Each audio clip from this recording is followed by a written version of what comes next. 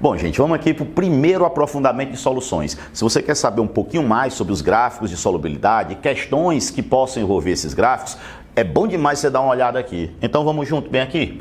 Eu falei para vocês que quando eu tenho um gráfico de solubilidade, aquele solubilidade pela temperatura, quando eu aumento a temperatura, a solubilidade pode aumentar ou ela pode diminuir. O gráfico ele pode ser crescente ou pode ser decrescente. Mas uma coisa muito legal é que isso tem uma relação direta, meu povo, direta com o equilíbrio químico. Aí você vai dizer, porra, Michel, como? Dê uma olhada aqui. Imaginem que eu tenho esse processo, vocês estão vendo, ó, substância A sólida, substância A aquosa. Se é sólida, depois é aquosa, quer dizer que ela foi dissolvida em água. Então, nesse sentido, eu tenho a dissolução. Quanto mais for para a direita, mais A aquoso vai ter, então mais vai estar dissolvido. Então, maior é a solubilidade. Se for para a esquerda, vocês estão vendo que sai de dentro da água para precipitar. Então vai dissolvendo cada vez menos. Então menor é a solubilidade. Beleza demais. Aí tu vai e olha para o ΔH, bem aqui. O que é que a gente está percebendo no ΔH? Esse ΔH ele é maior do que zero. Cara, qual é o significado de eu ter um ΔH maior do que zero? Eu ter um ΔH maior do que zero quer dizer que o processo no sentido direto é endo. Já no sentido inverso é exo. Qual é o conhecimento prévio que a gente tem que ter de equilíbrio? Se eu aumentar a temperatura, o equilíbrio desloca para o lado endo. Se eu baixar a temperatura, para o lado exo. É só lembrar, aumentar a temperatura, ele vai baixar a temperatura puxando esse calor, endo. Aumenta a temperatura, lado endo. Aí tu lê aqui agora, ó. Qual é o lado endo? É esse. Então qual é a tua conclusão? Que quando eu aumento a temperatura, vai para lá. Então aumenta a solubilidade. Lembram quando a gente viu isso aqui sem equilíbrio? Mas agora olha com o equilíbrio. Se eu aumento a temperatura, como o processo é endo, vai deslocar para a direita, aumenta a solubilidade. Então, toda vida que o aumento da temperatura aumentar a solubilidade, é porque o processo é endo. No lugar de eu só dizer o contrário ao contrário, que seria muito fácil, vamos ver o contrário, vamos? E vamos pensar, e vamos ter calma e paciência para entender. Olhou para isso aqui, B sólido, B aquoso. O que é que vocês estão vendo? Pô, se era B sólido e passou a ser B aquoso, cara, não tem dúvida que eu estou dissolvendo. Então, nesse sentido, eu estou aumentando a solubilidade. Aqui, ó, vocês veem, aquoso para sólido. Aquoso para sólido quer dizer que está precipitando. Então, está diminuindo a solubilidade. Aí eu tenho essa informação, ó, ΔH menor do que zero. Bom, ΔH menor do que zero quer dizer que nesse sentido o processo é exo. Já nesse sentido o processo ele vai ser endo. Na boa?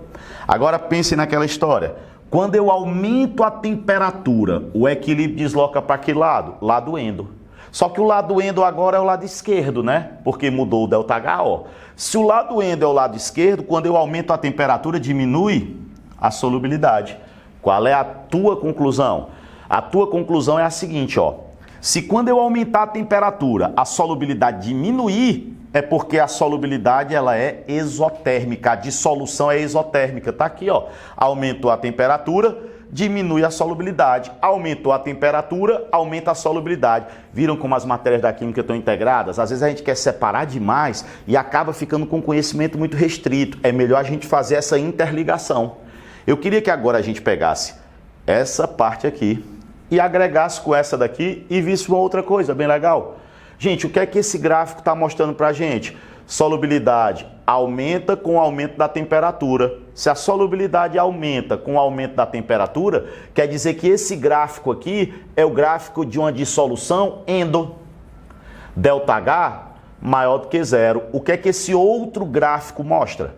Esse outro gráfico aqui está mostrando que quando eu aumento a temperatura, ó, temperatura aqui, quando eu aumento, diminui a solubilidade. Se quando eu aumento a temperatura, diminui a solubilidade, ó, aumentou a temperatura, diminui a solubilidade, esse processo ele é um processo exo, ou seja, tem um ΔH menor do que zero. Então a gente associou equilíbrio e isso daqui. Vamos associar a termodinâmica com a temperatura do meio externo, para vocês verem outra coisa muito legal. Sempre olhando para cá e para cá, ó. Imaginem que eu tenho um recipiente e nesse recipiente, nessa criatura, eu coloque água e eu digo assim, gente, vamos dissolver a substância A. A substância A está aqui, ó. Quando ela se dissolve, é endo. Quando ela dissolve, é endo, quer dizer, ela absorve calor. Imaginem que eu estou pegando aqui, ó. Estou segurando isso aqui, ó. Pegando. Estou segurando isso aqui. Lá estou eu, ó. Segurando. Meus dedinhos aqui, ó. Segurando. Se quando eu colocar o ar vai se dissolver e o processo é endo. O que é que significa endo? Significa que vai absorver calor. Se vai absorver calor, na hora que eu jogo o ar aqui dentro, que ele se dissolve, ele absorve o calor de tudo que está ao redor. Ele vai puxar o calor. Se ele puxa calor, qual é a conclusão que tu vai tirar? Ele está tirando calor de quê? Da minha mão. Cara, se ele está tirando calor da minha mão, o que é que ele vai provocar aqui? Sem nenhuma dúvida, ele vai provocar abaixamento da temperatura. Então quer dizer, olhem para cá e vejam, se quando eu dissolver uma substância, a dissolução for endo, ela vai dar uma sensação de resfriamento. Se eu dissolvesse a substância e o processo fosse exo, ia dar uma ideia de aquecimento. Isso é uma das coisas que vocês têm que ter muito bem na cabeça, tá? Então, jogou a substância. Se a substância absorver calor, ela dá uma ideia de que houve um resfriamento, o recipiente fica frio. Isso aqui cai bem e é fácil, né? Muito legal. E vamos para um aprofundamento maior ainda. Se aqui era aprofundado porque mexia um pouquinho com o equilíbrio, aqui é mais ainda. É bem legal também, não é difícil de entender não. Não confundam aprofundado com difícil. Só que, obviamente, integra mais coisa. Quando vocês olham para isso aqui, eu botei até aqui bonitinho, ó, mais aprofundamento. Você vê, ó, sólido, aquoso. Gente, sólido, aquoso, quer dizer que dissolveu a parada. Então era sólido, virou aquoso. Beleza. Toda vida que eu vou dissolver uma substância sólida, eu tenho duas etapas. Se é um sólido, está organizado. E se está organizado, tem retículo cristalino. Então, quando eu vou dissolver uma substância sólida, a primeira etapa é a quebra do retículo. Michel, por que tem que quebrar o retículo? A gente vai ter que quebrar, romper, arrombar, arregaçar o retículo para que eu libere os íons. Então, a primeira coisa, ó, arrebentar o retículo para que eu separe o Na+ do OH-. Galera, qualquer quebra de ligação, qualquer quebra de interação, se eu vou quebrar, romper a ligação, eu vou ter que absorver energia. Se eu vou ter que absorver energia, eu vou dizer que o ΔH reticular, a energia necessária para romper o retículo, é maior do que zero. Então eu tenho que absorver energia para quebrar esse retículo. Então a primeira etapa é endo, ela absorve energia. Agora olhem isso aqui. ΔH de hidratação. Hidratação é meio na cara, o que é que significa, né? O que é hidratar um íon? É quando a água envolve o íon para impedir que eles se juntem e precipitem de novo. Então a água vai lá e envolve esse íon. Eu tenho a famosa camada de hidratação ou então camada de solvatação. Tá aqui, ó. Eu vou ter várias moléculas de água ao redor desse íon, formando essa camada de solvatação ou camada de hidratação. Gente, para que essa camada? Para estabilizar o íon. Quando eu quebrei, eles ficaram instáveis. Aí a água circula um e circula o outro, aí eles ficam instáveis, na boa. Então a camada de hidratação é para aumentar a estabilidade. Se vai ficar estável, quer dizer que quando estabiliza, libera energia. Então eu posso dizer aqui, ó, que eu produzo o Na+ aquoso e o OH- aquoso. Então quer dizer que eu quebrei o retículo, depois eu hidratei. Então, para a gente não se perder e não começar a achar que tem nada difícil.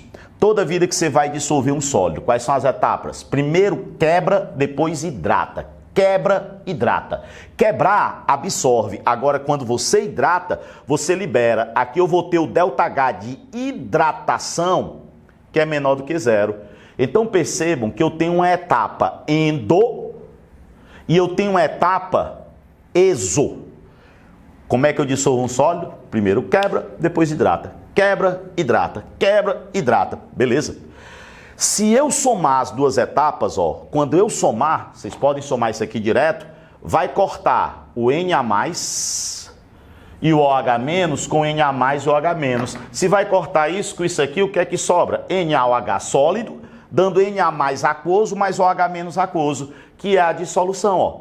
Então, quando eu somar as duas aqui, eu botei somando as etapas, eu vou ter NaOH sólido transformando-se em Na mais aquoso mais OH- aquoso.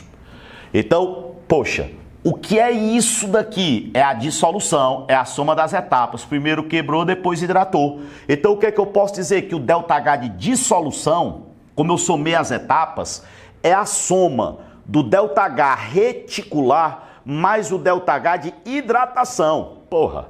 Então, para dissolver, primeiro quebra, depois hidrata. Agora, o legal, aí você junta tudo e fica mega foda. ΔH reticular, para quebrar, o processo é endo. Para hidratar, quando a água chega junto, o processo é exo. Meu, se aqui é endo e aqui é exo, quer dizer que esse daqui, ó, que é a soma dos dois, esse daqui pode ser positivo ou pode ser negativo. Pode ser endo ou pode ser exo. Qual é a tua conclusão? Quando você dissolve uma substância, a dissolução ela pode ser endo ou pode ser exo. Depende do ΔH reticular e do de hidratação. Bora entender bem fácil? Se para quebrar eu precisar de mais energia do que a liberada quando hidrata, o processo total é endo. Agora, se na hora que eu libero a energia na hidratação liberada for maior do que a que eu preciso para quebrar, o processo todo é exo. Então, toda dissolução pode ser endo ou pode ser exo. Depende da reticular e da hidratação. Depende de quem é maior. Se precisar mais energia para quebrar do que a que eu vou liberar, o processo absorve. Se libera mais do que o que eu preciso para quebrar, o processo todo absorve energia. Então, se libera mais, na verdade, o processo todo libera energia. Na boa. Então, isso é simples e isso faz a gente perceber que sempre que a dissolução for endo, reticular maior do que a hidratação. Sempre que a dissolução for exo, a hidratação é maior do que a reticular. Tá feito? Esse aí é um aprofundamento legal e, claro, a gente vai ver isso também depois em exercícios. Na boa? Um abraço grande, beijo aí para todo mundo.